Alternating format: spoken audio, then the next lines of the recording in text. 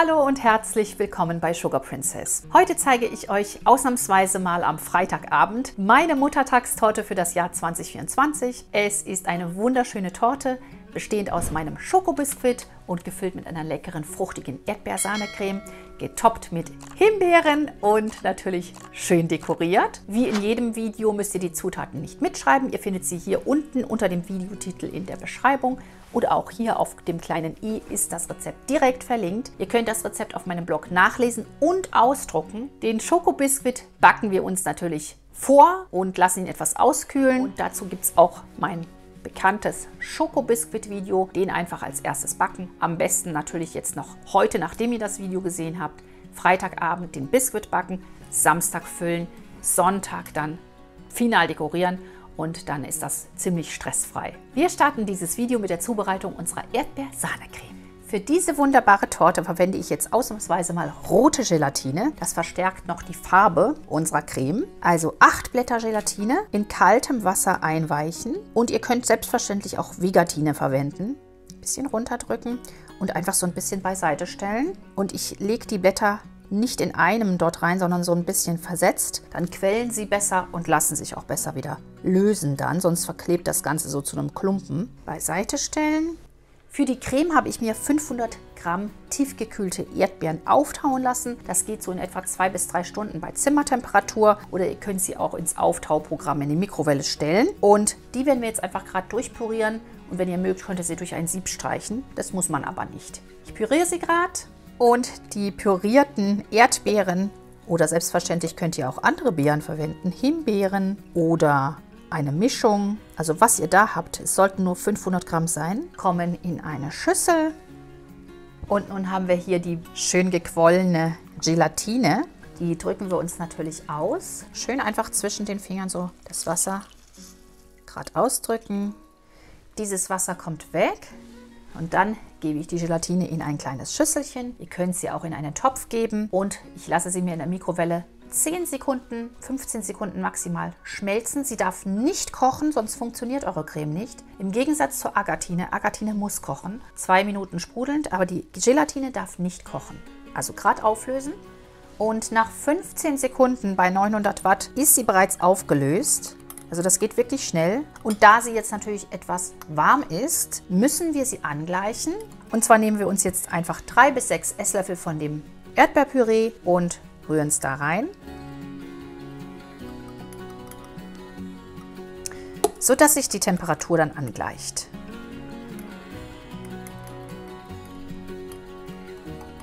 Sobald die Temperatur von der Gelatine dann angeglichen ist, da kann man am besten hier unten so drunter fassen, dann spürt man das. Dann können wir sie in unseren Püree wieder einrühren. Am besten unterrühren.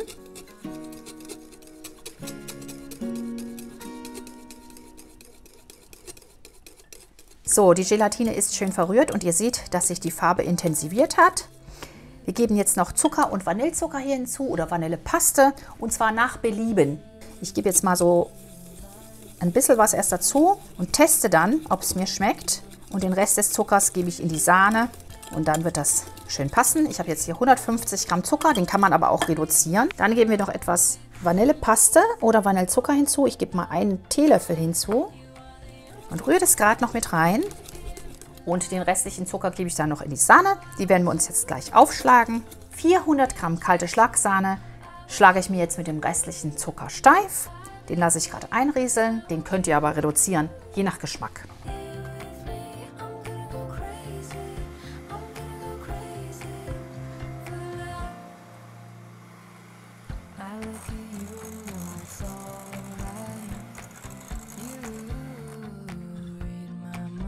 So, die Sahne ist ausreichend steif geschlagen und jetzt können wir sie unter die angelierende Creme heben. Los geht's. Wunderschöne Farben, weiß und rot. Rot wie die Liebe zur Mutter und weiß, ja, wie die Reinheit. Die Unschuld passt irgendwie auch. Gerade unterheben. Gerne auch mit dem Schneebesen, wie ihr das am liebsten mögt.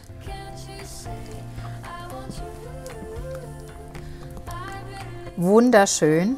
Die Farbe ist wirklich der Hammer.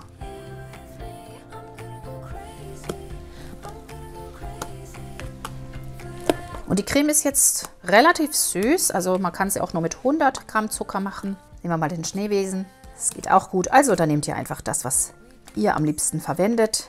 Wichtig ist, dass einfach von unten auch alles mit reingerührt ist, dass wir einen schönen rosa Farbton bekommen. Wirklich wunderbar, sehr appetitlich. Jetzt gucke ich mal noch, ob ich wirklich alles mit drin habe. Das mache ich eigentlich immer mit dem Spatel. Nochmal gut von unten auch alles nach oben holen. Das geht am besten mit dem Spatel, finde ich. Einfach wunderschön. Diese schöne rosa Farbe, die jetzt entstanden ist. Ich finde, das passt einfach toll zum Muttertag. Und mich stört es nicht, dass noch Kernchen mit drin sind. Wen das natürlich stört, der sollte die Creme vorher durch ein Sieb streichen. Wer möchte, wem das jetzt noch nicht genug Frucht ist, der kann natürlich hier noch klein geschnittene Erd- oder Himbeeren mit reingeben. Ich finde es aber jetzt genug und wir können jetzt die Torte auch schon füllen. So, jetzt brauchen wir unseren Biskuit. Ich habe ihn am Vortag gebacken, also ihr könnt ihn auch Freitagabend backen. Dann über Nacht auskühlen lassen und schön kalt stellen, dass er sich leicht schneiden lässt. Und jetzt hole ich mir den aus der Form. Ich hatte ihn kurz im Tiefkühler, damit er schön kalt ist. Denn kalte Böden lassen sich wesentlich besser schneiden und krümeln nicht so stark. Deswegen empfehle ich euch, den Boden am besten noch Freitagabend zu backen. Schön kalt stellen und dann am Samstagmorgen erst schneiden. Einmal ringsrum. Dann holen wir uns den Boden raus. Wunderschön wie immer, sehr schön hoch geworden. Und für diese Torte kann man jetzt 2 oder 3 Böden verwenden. Das ist ganz euch überlassen. Je nachdem, wie hoch ihr die Torte haben wollt und wie viel Boden ihr haben wollt. Das Papier abziehen. Und ich verwende für diese Torte alle 3 Böden. Aber wie gesagt, ihr könnt auch nur oben und unten einen machen. Und dafür messe ich mir den Boden aus. 6 cm. Und dann kann ich natürlich auf 2 cm pro Boden gehen. Hier habe ich jetzt jeweils 2 cm eingestellt. Und so habe ich dann ganz gleichmäßige Böden.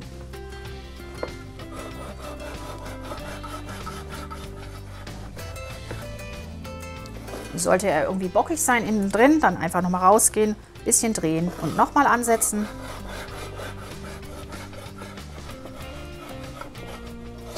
Und da sind wir schon durch. Und wunderschön, ihr seht, der Boden ist einfach fantastisch. Das mache ich natürlich jetzt mit dem anderen auch noch so, dass ich dann 3 Böden habe. Und dann sehen wir uns wieder zum Füllen unserer Torte. So, unsere Tortendrehplatte, Tortenretter, Tortenpappe, das ist so der Aufbau, der eigentlich ganz sinnvoll ist. Darauf kommt jetzt unser erster Boden. Darauf stellen wir jetzt unseren Tortenring, ziehen den vorsichtig fest. Ich habe jetzt einen hohen Tortenring von 15 cm, 15,5 hat er. Aber ihr könnt auch einen niedrigeren nehmen, nur dann ist halt oben etwas knapp, sagen wir mal so. Aber das klappt auch. Und jetzt gießen wir hier die Hälfte unserer Creme ungefähr auf diesen Boden. Schön innen drin glatt streichen. Dafür braucht ihr einen kleinen Spatel, damit ihr da in die hohe Form reinkommt. Sehr schön. Jetzt kommt hier der mittlere Boden drauf auf diese Schicht. Ganz vorsichtig andrücken und die restliche Creme jetzt hier raufgeben. Wieder schön glatt streichen. Wunderbar. Und jetzt geben wir den letzten Boden hier oben auf. Vorsichtig andrücken. Nicht zu doll, sonst tritt die Creme nach oben aus. Ja, hier habe ich noch 7,5 cm Platz. Also da solltet ihr auch mit dem niedrigeren Ring durchaus klarkommen. Das, was wir jetzt noch machen, ist hier oben etwas Marmelade drauf streichen, einfach damit die Früchte so ein bisschen besser haften. Ich habe jetzt so ein bisschen Himbeermarmelade. Das muss wirklich nicht viel sein. Und gerade noch den Boden hier einstreichen. Mit dem Löffel oder mit der Palette. Völlig egal. Hauptsache, unsere Früchte kleben nachher so ein bisschen daran. Jetzt habe ich noch 500 Gramm frische Himbeeren. Und die setze ich eben hier oben auf. Und wie gesagt, da könnt ihr natürlich auch Erdbeeren verwenden. Oder einen Früchtemix. Also Blaubeeren, Himbeeren, Erdbeeren. Das macht ihr einfach so, wie ihr denkt, dass eure Mama das am besten findet. Ein bisschen Abstand können wir schon brauchen. Und ihr seht, dass die Früchte recht gut halten. So, ihr seht, so langsam ist die Oberfläche bedeckt, dass wirklich auf jedem Stück schön viele Himbeeren sind. Und jetzt kochen wir uns unseren schönen Guss auf. Für den Guss der Torte habe ich einfach 2 Päckchen roten Tortenguss, etwas Zucker nach Belieben, 2 bis 4 Esslöffel. Und hierzu geben wir jetzt unseren roten Saft. Da könnt ihr Himbeersaft nehmen. Ich habe jetzt einen Himbeer-Maracuja-Erdbeersaft. Der sollte kalt sein und den rühren wir jetzt dazu, damit sich dann alles schön auflöst. Und dann kochen wir das gerade auf.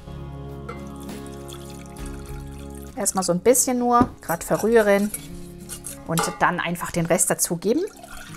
500 Milliliter, wie gesagt, und 2 Päckchen Tortenguss und etwas Zucker nach Belieben. Gerade aufkochen. Und sobald der Guss angefangen hat zu kochen, schön blubbert, 1 Minute kochen lassen und dann vom Feuer nehmen. Nicht länger kochen, das reicht vollkommen aus. Wenn man länger kocht und ihn überkocht, dann kann es auch mal sein, dass er nicht fest wird. Deswegen wirklich immer nur 1 Minute kochen lassen. Gerade noch so ab und zu umrühren.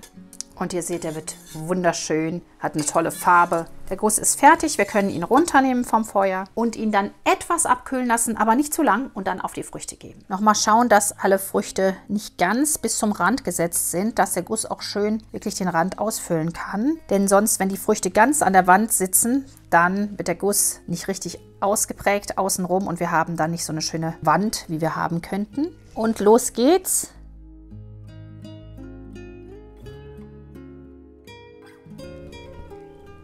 Das kann man auch mit dem Löffel machen, ganz wie euch das am liebsten ist. Wie gesagt, auch den Rand nicht vergessen, ist ganz wichtig, dass man da rumgießt. Am Schluss kann man auch dann gerne einen Löffel nehmen, dann kann man noch genauer zielen und sie vielleicht nochmal so gerade setzen, wenn sie irgendwie umgefallen sein sollten. Das gibt immer eine wunderschöne Optik, finde ich. Jetzt darf die Torte, so wie sie ist, erstmal mindestens 3 bis 4 Stunden in den Kühlschrank und dann kann man sie rausschneiden und final dekorieren. Die Torte war bei mir über Nacht im Kühlschrank, nicht abgedeckt dieses Mal, denn die Restwärme des Gusses kann sonst Kondenswasser erzeugen, das dann eventuell auf die Torte zurücktropft und das wollen wir ja nicht. Am besten stellt ihr noch ein Schälchen Salz mit in den Kühlschrank und sorgt dafür, dass er wirklich geruchsfrei ist. Und jetzt können wir sie uns aus dem Ring holen.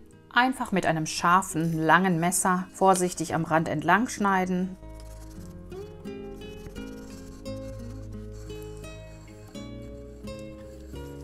So, und dann können wir uns die Form vorsichtig lockern.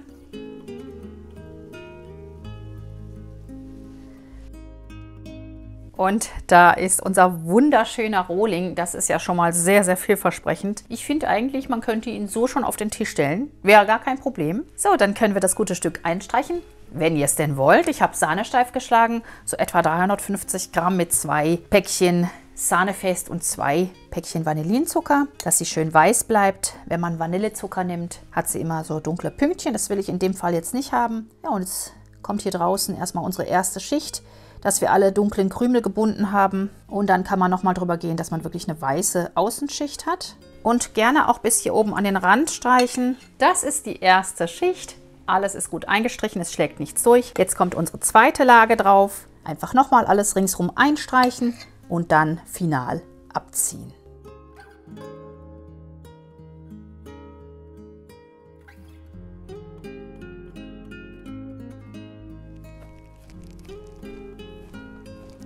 Die Torte ist soweit fertig. Die restliche Sahne habe ich mir nochmal sehr steif geschlagen und sie in einen Spritzbeutel mit der Tülle 1M gefüllt. Fangen wir mal auf 12 Uhr an. Und ich mache jetzt richtig große Tupfen. Und jetzt mache ich einfach jeweils 2 oder 3 dazwischen. Ich glaube, 2 passen besser.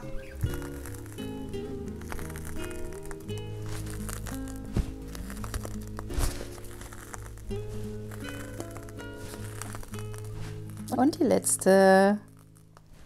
Fehlt nur noch unser kleiner Schneckenrand hier außenrum, wenn man möchte.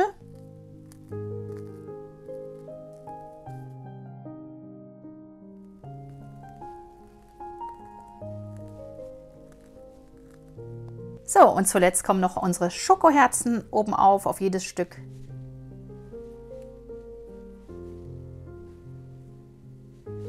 Und das letzte.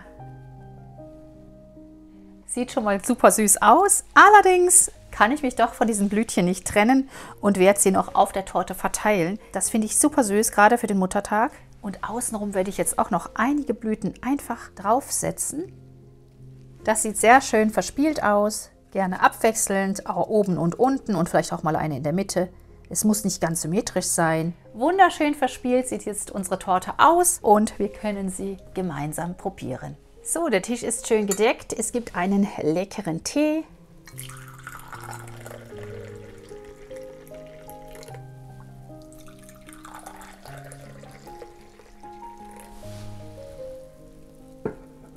Und dann schneiden wir unser Törtchen mal an.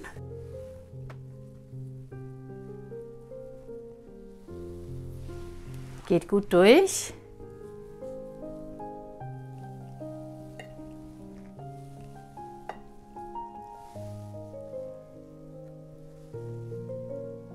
Und da kommt unsere wunderschöne Himbeer-Erdbeer-Sahnetorte. Eine super Optik, muss ich sagen. Ich weiß nicht, ob ich sie hingestellt kriege, aber ist auch egal. Schmecken wird sie in jedem Fall, ob sie steht oder liegt.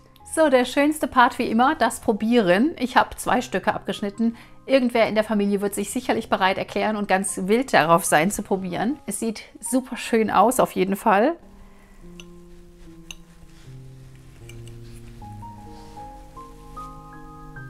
Schaut euch das mal an. Diese Optik mit den Streifen ist schon richtig schön, finde ich.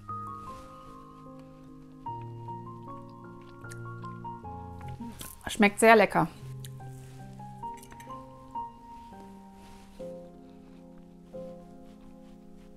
Ich habe die Torte vorher schon mal Probe gebacken, genau sozusagen diese Torte für den Geburtstag meines jüngsten Sohnes.